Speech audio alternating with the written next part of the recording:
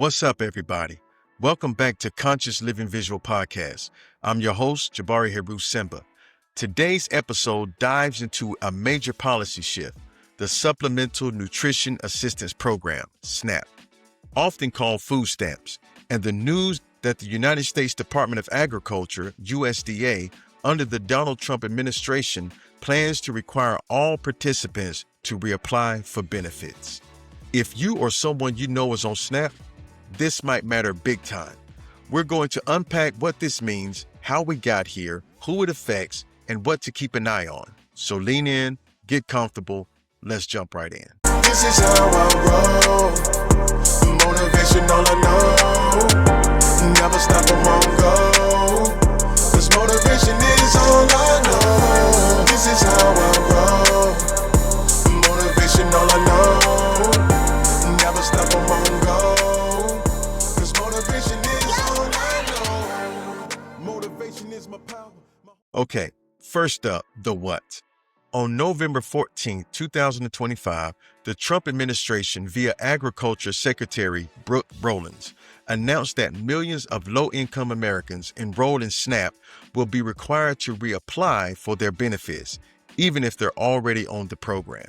The administration says this is about cracking down on fraud, misuse of taxpayer dollars, and ensuring that benefits go only to those literally vulnerable and unable to provide for themselves.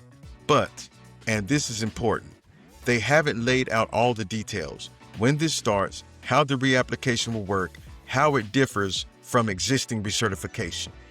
So now we've got the headline, everyone reapply, but the mechanics are fuzzy.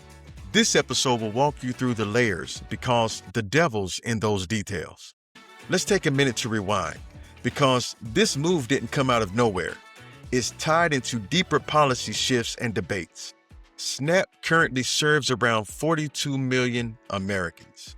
States already require SNAP participants to recertify eligibility periodically every 6 to 12 months in many cases, updating income, household status, work hours, etc., etc.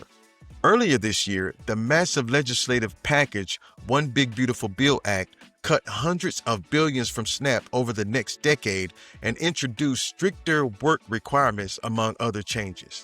And then there was the recent government shutdown, which caused havoc in SNAP benefit distribution and heightened calls for reform. So when Secretary Rollins says everyone reapply, is part of a broader agenda, tighter oversight, cost control, more conditional aid. Understanding this history helps us see where we're headed. Let's get specific. What is actually new here? And how might this differ from what participants already go through? The phrase, everyone reapply, is broader than recertify. Recertification means you renew your status if you've already enrolled. Reapply suggests a potentially full reset of eligibility. The administration emphasizes that they want to ensure every benefit recipient is vulnerable and unable to survive without it. That literal language signals a cultural shift in how the program is framed. The timing and process are unclear. When will this requirement kick in? How will states implement it? How much burden will it place on participants and state agencies? These remain unanswered. And importantly, many states already conduct periodic eligibility checks and reporting. So a big question is this just a repackaging of existing rules or a meaningful change in burden or scope? Critics are asking the same thing. For participants, this could mean extra paperwork, more frequent verification, potential delay or loss of benefits if you miss deadlines. For state agencies, more administrative load, more scrutiny, maybe tighter budgets. All right. Let's talk about who will feel this and how. Because policy isn't just headlines, it hits people's lives. Potentially impacted groups, able-bodied adults without dependents.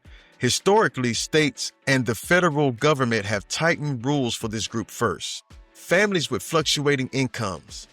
When your income or hours change, eligibility becomes less stable. Participants who haven't recently updated their info. If you're behind on reports or recertifications, you may face more risk in a reset scenario. Marginalized communities, Rural regions, states with limited resources, or people with limited access to internet/transportation might face higher burden. How they might be impacted: more paperwork and documentation required, longer wait times for benefits to be approved or renewed, risk of losing benefits due to missed submissions or inability to meet new verification criteria. Administrative strain on state agencies could lead to processing backlogs or errors. Consider this: during the 2025 shutdown, the disruption in SNAP payments forced states to scramble. That exposed fragility. So while the intention may be oversight plus integrity, the lived effect could be increased instability for people who rely on the program. No policy shift this big comes without controversy. Let's get real about the critiques, because we got to tell it like it is. Fraud concerns. The administration cites cases of misuse. For example, SNAP payments going to deceased individuals.